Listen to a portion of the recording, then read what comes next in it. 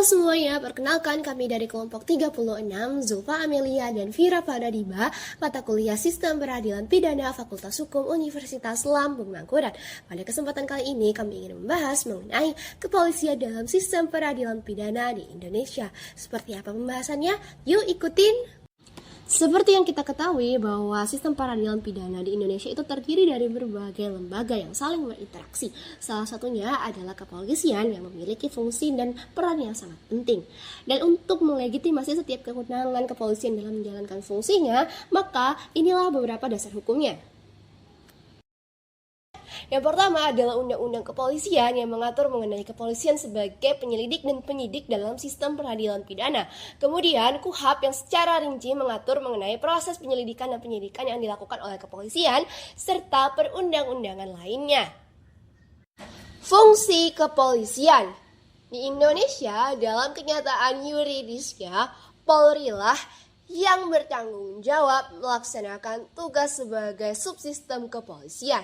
Subsistem kepolisian memiliki fungsi yang sangat penting dalam sistem peradilan pidana di Indonesia. Di antaranya, fungsi kepolisian sebagai pintu gerbang utama dalam sistem peradilan pidana. Kepolisian merupakan pintu masuk atau tahap awal dalam proses penegakan hukum pidana, di mana setiap perkara yang masuk dalam pidana itu akan diproses melalui kepolisian terlebih dahulu sebelum dilanjutkan ke tahap berikutnya.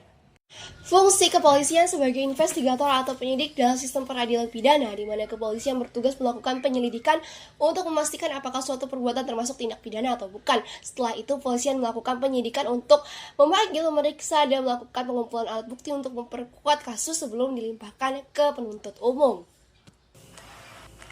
Terakhir, ketiga, kepolisian sebagai represif dan preventif dalam sistem peradilan pidana.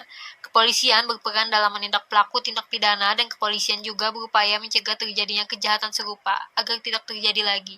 Ini sejalan dengan adagium mencegah lebih baik dari mengobati.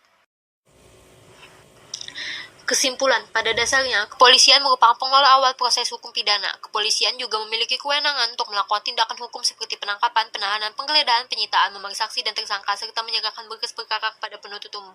Tugas ini diatur dalam Kitab Undang-Undang Hukum Acara Pidana dan Undang-Undang Nomor 2 Tahun 2002 tentang Kepolisian Negara Republik Indonesia. Sekian dari kami, terima kasih, sampai jumpa, semoga bermanfaat ya. Jangan lupa like, share, and comment. Bye-bye.